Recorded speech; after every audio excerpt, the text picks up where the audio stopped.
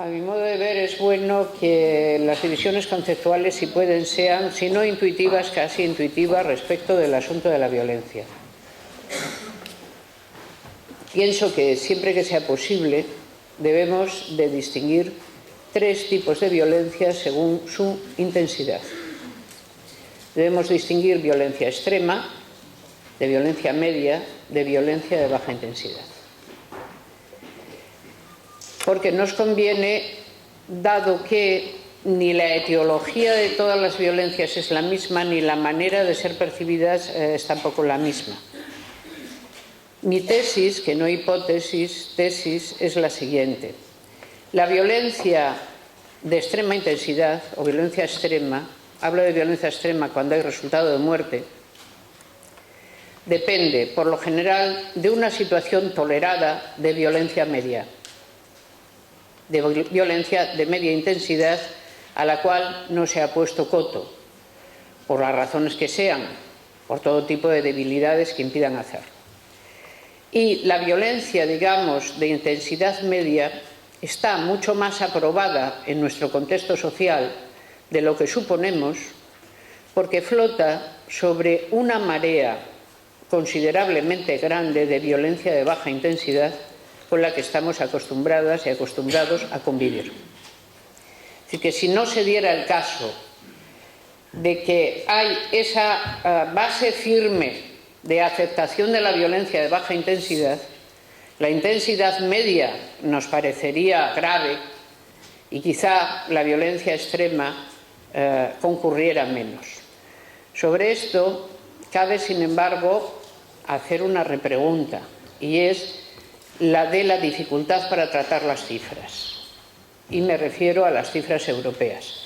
Una de las cosas sorprendentes que pasan cuando tratamos de las cifras de violencia de género, yo, paréntesis, quiero decir también que no me gusta en absoluto la expresión violencia de género, es la que está consagrada en la ley, pero desde mi punto de vista señala mal y señala poco cuando señala, porque no señala como de qué género es la violencia de género.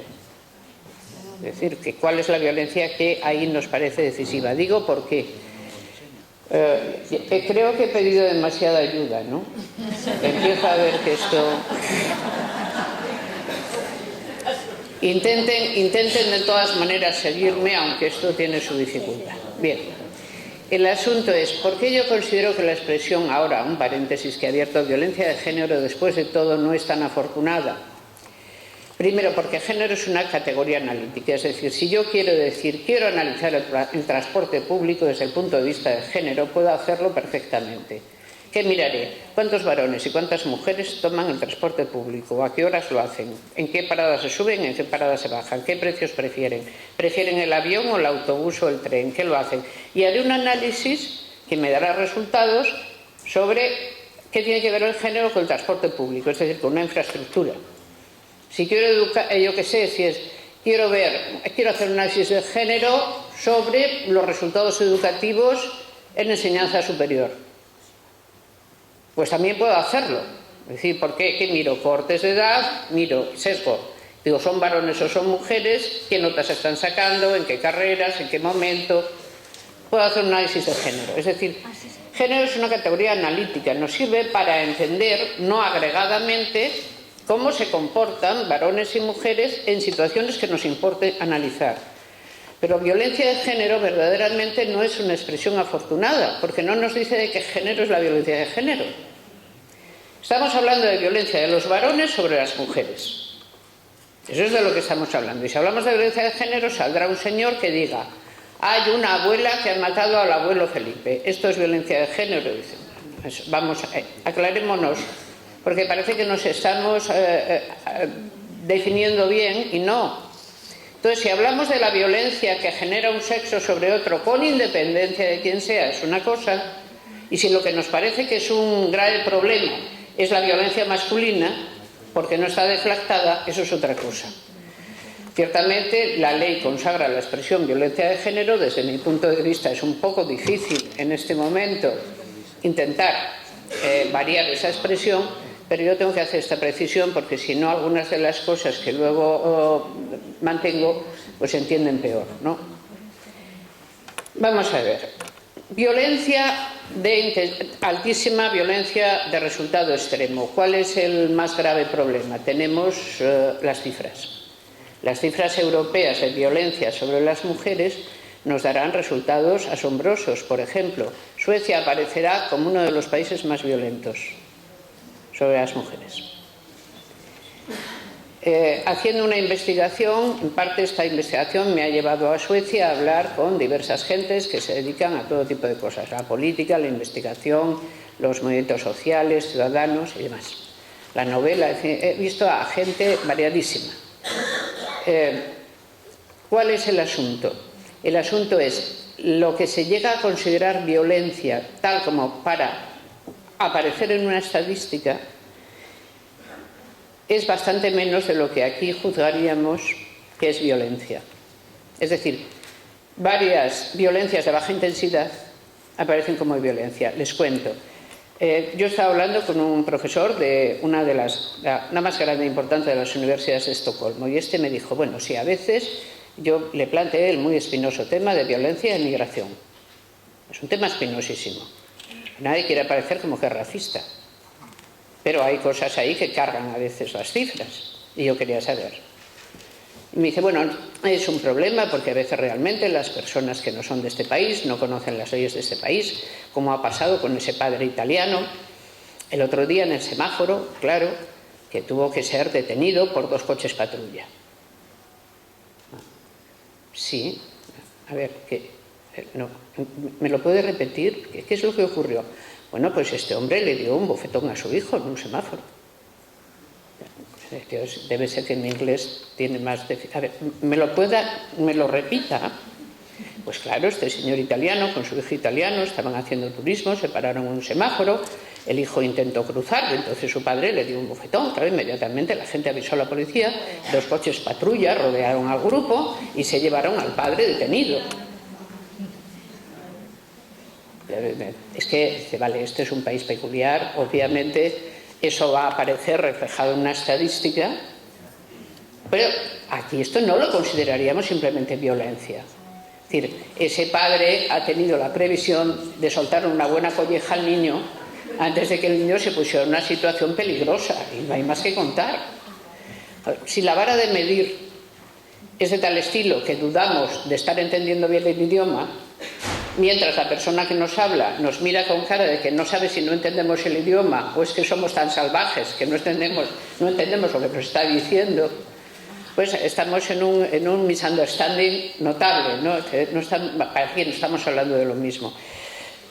¿Qué problema tenemos? Pues con nuestro anterior gobierno, me refiero al gobierno del Estado, había un cierto acuerdo, o por lo menos algunas personas insistimos muchas veces, que por favor, una vez que se creara, como se creó, una oficina europea para asuntos de género y mujer, que sobre todo lo primero que tiene que hacer es prospectiva, se unificaran las cifras europeas, de tal manera que contabilizáramos en todos los países las mismas cosas de la misma manera. Es decir, es como si haces una unificación métrica. Si uno mide en metros y otro sigue enfrascado en las pulgadas y el de más allá, pues no hay forma y modo. Hagamos una cierta unificación de criterio que permita abordar un fenómeno como la violencia contra las mujeres con medidas homólogas. No tenemos esto. Consecuencia, no podemos medir con precisión cuánta violencia hay, de qué intensidad es y dónde realmente hay más. Y por tanto las cifras son confusas. Tenemos cifras confusas en Europa. Por lo tanto, nos tenemos que remitir como cifras más seguras a las que se dan dentro de nuestro propio ámbito. Y eso te quita científicamente muchísimos resortes, porque la comparación es una metodología corriente para poder abordar un fenómeno y describirlo y definirlo. Mientras no tengamos cifras homólogas, no tenemos un conocimiento homologable de qué es lo que realmente ocurre. Nos estamos moviendo, por lo tanto, en nuestro único panorama nacional. Dentro y hacia adentro, ¿qué es lo que ocurre? Pues bien, ocurre. Las cifras de violencia extrema siempre vienen acompañadas de la sorpresa, si se dan cuenta. Lo que antes dijo Rafaela es tal cual verdad. Siempre se dice una mujer muerta no sé dónde. ¿Por qué? Porque es muy duro decir asesinada, pero esa es la palabra. Es decir, si el lenguaje te hurta lo que te cuenta, parece que las mujeres muertas las mató el dios Júpiter. Estaba ella tan contenta y de pronto se murió. Ha sido no, hay asesinatos. ¿Qué pasa? Pues que siempre el efecto sorpresa se produce porque preguntas a quien no sabe y te contesta lo que ignora. Por ejemplo, a los vecinos. ¿Usted a este señor le había visto que tuviera muy mal carácter? Que va, decía buenos días, buenas noches, es una persona excelente. Te preguntas a quien no sabe, te responde lo que ignora. No es a sus vecinos, no es a esas personas. Tú tienes realmente que hacerte con un criterio experto para saber lo que es una situación de violencia de género continuada y cómo son realmente las personas que las llevan a término, porque tampoco son individuos del todo corrientes. ¿Qué pasa con la violencia extrema ahora? A mí me preocupa mucho. Miren, yo estoy harta de las protestas por que Europa haya avisado al Estado español de que la doctrina Parot no se puede mantener. Primero, porque yo estoy completamente de acuerdo con Europa. Un país tiene que tener una pena máxima y establecida esta pena máxima. Esa es la pena máxima y no se puede cumplir una pena máxima indefinidamente. Es un criterio meramente jurídico, nos guste o no nos guste. Pero siempre la primera referencia son las víctimas del terrorismo. Tienen que ver a sus asesinos, vale, no van a volver a asesinar. Creo que ETA no va a volver a hacerlo, eso ha dicho. Pero se está soltando a criminales sin rehabilitar que van a asesinar mujeres fuera de la ley de violencia de género, que solo contempla la relación de pareja y solo llama violencia de género a eso, antes de 2 meses. Antes de 2 meses. Esto va a pasar. Personas como el violador del ascensor, personas como los tipos de Alcácer, personas... estas están saliendo a la calle. Yo no digo que no salgan, ya les he dicho previamente, no se puede mantener que no exista pena máxima y hacer una pena máxima indefinida. Pero les digo, ¿por qué tienen redención de pena estos delitos? ¿Qué significa la redención de pena en nuestro Código Penal y en nuestro sistema penal? ¿Cómo se puede aplicar a delitos de la extrema gravedad de los que estamos hablando, donde además tú puedes saber que se está soltando a un hombre a la calle del que el equipo médico dice no está en absoluto rehabilitado y va a reincidir? Desde mi punto de vista, deberíamos contemplar esto con mucha mayor seriedad, porque antes de 2 o 3 meses tendremos pésimas noticias sobre el particular. Y esto me lleva a las imágenes de la violencia extrema. Miren, nuestro paisaje está lleno de las imágenes de la violencia extrema contra los varones. Esto tiene una gracia bastante loca. Y ustedes se la sabrán bien. Yo hoy estaba tranquilamente andando por un pasillo relativamente estrecho de mi hotel y me he encontrado con un Cristo de una magnitud descomunal, por la buena razón de que en esta ciudad ustedes tienen una afición extraordinaria a pasear Cristos a determinadas horas, ¿no? Entonces,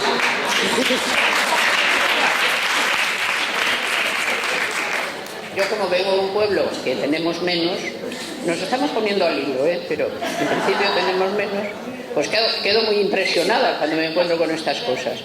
Hay una imagen, la imagen de la violencia contra los varones está absolutamente vinculada al cristianismo, es la imagen del Ecce Homo. Es enorme. ¿Dónde está la imagen de violencia contra las mujeres? Si no se visualiza. Lo que tienes es a la madre llorando al hijo, pero ¿han visto alguna vez a la mater dolorosa que tenga a la hija? ¿A la hija? ¿Y cuántas madres no lloran por sus hijas? ¿Dónde está esa imagen? ¿Quién la ha pintado? Si hasta se nos hurta la imagen del sufrimiento y solo se nos deja sufrir por ellos, ¿de qué estamos hablando? La violencia extrema ni siquiera ha tomado forma. Y la violencia media. Le llamamos violencia media a todo ese largo periodo de centímetros que hay entre las manos y los pies. Esto es, te doy un bofetón, pero escucha, aprovechando que te has caído al suelo, te voy a dar una patada. Porque como no te matan. De hecho, en un juzgado esto sería entendido como violencia media, no como violencia extrema. Es muy grave. Porque ciertamente yo creo que hay una gran diferencia entre las manos y los pies. Es decir, que cuando alguien ya se atreve a golpear a una persona que no solo por fuerza no se puede defender, sino que está ya en el suelo, no puede hacer nada, este es un ejercicio ya de crueldad, más que de violencia, es un ejercicio de una extremosidad que realmente implica una puesta de ese sujeto en una condición subhumana de relación. No, y de esa, ¿acaso de esto tenemos imágenes? A veces en alguna película una directora feminista intenta sacar una imagen y todas dirán, no he querido sacar lo que las mujeres me contaban porque es insoportable. Pero no puede ser. No puede ser. Es que si algo es insoportable, no podemos convivir con ello. Convivimos con mucha más violencia media de la que nos imaginamos. Por ejemplo, solo el 0,03 de las denuncias por violencia son falsas. Solo el 0,03. Y hay una cantidad de denuncias asombrosa. Es que puede que 2 millones de españoles se estén dedicando a la violencia media contra las personas de su casa, sus mujeres, sus hijos, de modo sistemático. Esto es atroz, solo de imaginarlo, porque significa que varias de las personas, estadística pura, con las que me cruzo por la calle, probablemente hacen esto. Y no puede ser. La violencia media, la violencia de baja intensidad, esa la padecemos todas, todos los días. Y la tenemos tan naturalizada que para entender qué es violencia tendríamos que aterrizar el entendimiento de lo que hacemos. Porque sencillamente, ¿recuerdan aquello que decía, cómo era la madre de San Agustín, Santa Mónica? No llegó a Santa por nada, primero para ir a San Agustín, que cuidado con Agustín, que tendría sus manías, pero es uno de los grandes pensadores de la historia del pensamiento. Sus manías, por cierto, vamos a hablar de una. No, vamos a hablar de su madre. Santa Mónica, no, pero como lo cuenta él, dice, mi madre era una mujer que sabía realmente comportarse, y mientras todas sus amigas llevaban en la cara, en los brazos y en el cuerpo las señales de los golpes de sus maridos, ella, que tenía una condición muy fiera, si no peor que los que tenían sus amigas, nunca llevó un solo golpe, porque sabía siempre no contrariarle en absoluto y estar siempre a su servicio. ¿Cómo se evita la violencia? Pues tú no la provocas de ninguna manera. ¿Qué hay que hacer para evitar? Pues no provocar, no provocas como Santa Mónica. Si ustedes cogen una de estas santas páginas en las que estas dos personas que me acompañan en la mesa parecen especializadas, verán que las alabanzas a Santa Mónica nunca se las han apeado. No, Santa Mónica sigue siendo un ejemplo de mujer y esposa en esas santas páginas. Pues bien, ¿cómo hace una mujer para librarse de la violencia extrema, Santa Mónica? De la violencia media, Santa Mónica. Y hasta aquí, las personas aquí congregadas diremos, no está bien, no es el medio. Sin embargo, para la violencia de baja intensidad, somos todos Santa Mónica. ¿Cómo hacemos para no levantarla, escapar de ella? ¿Cómo? No provocándola. No vas por donde no debes. No hablas a quien no debes. No contestas a quien se lo merece. No puntualizas a quien lo ha mucho de menester. No devuelves la mínima que te hacen. Te pasas el rato. No.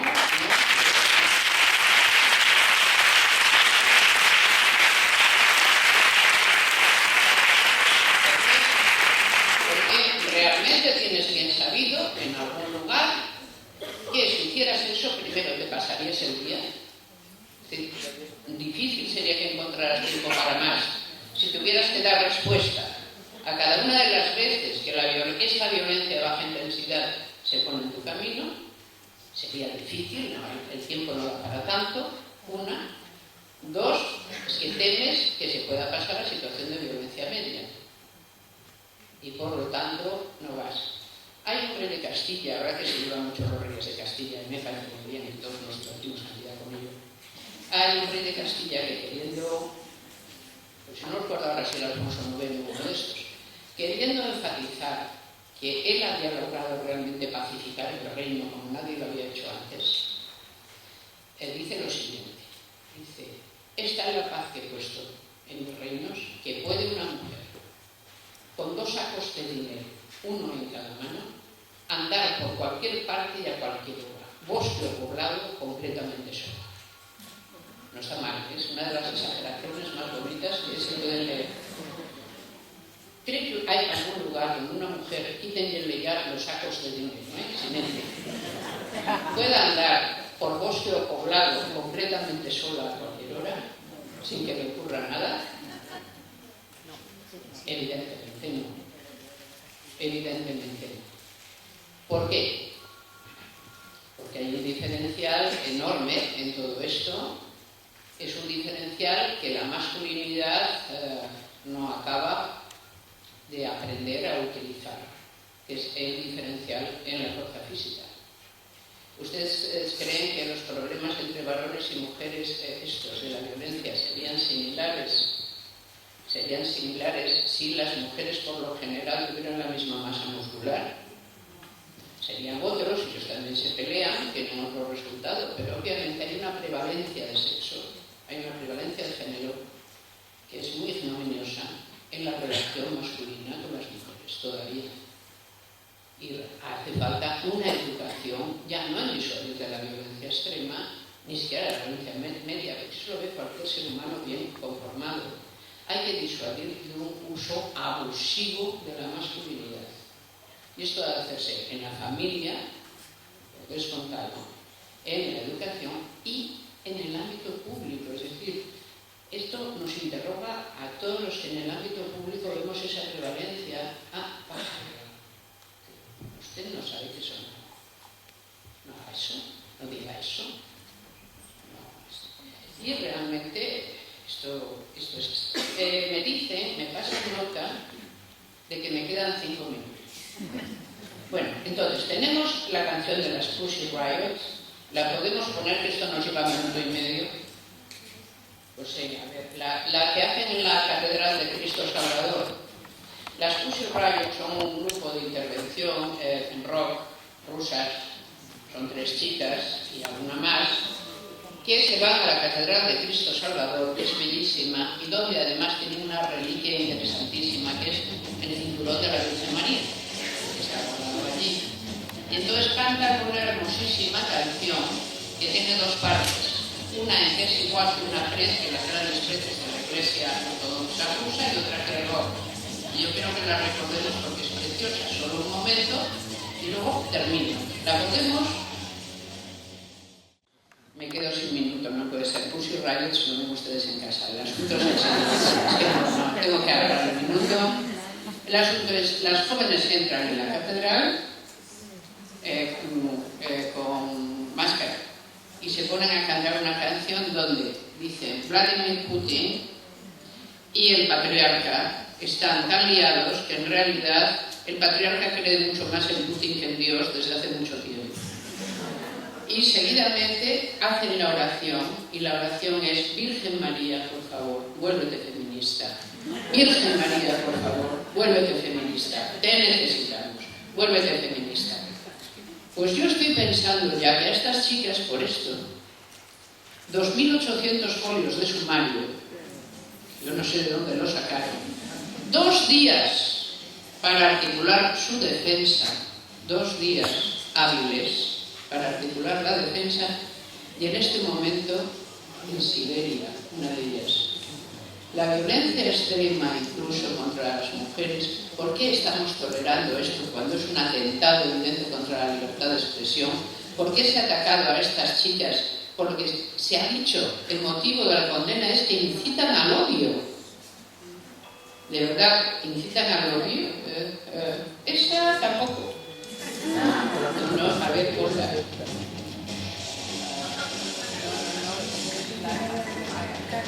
Por ejemplo, una de estas lo han quitado de la red por los dudos, ¿no? No, esa es una respuesta. Bueno, no importa. En cualquier caso, tratamos con instituciones que cuando pueden te mandan a Siberia. No olvidemos eso. No es que se hayan vuelto más buenos, es que no tienen suficiente poder. No es que se les hayan quitado las ganas, ¿vale? Es esta.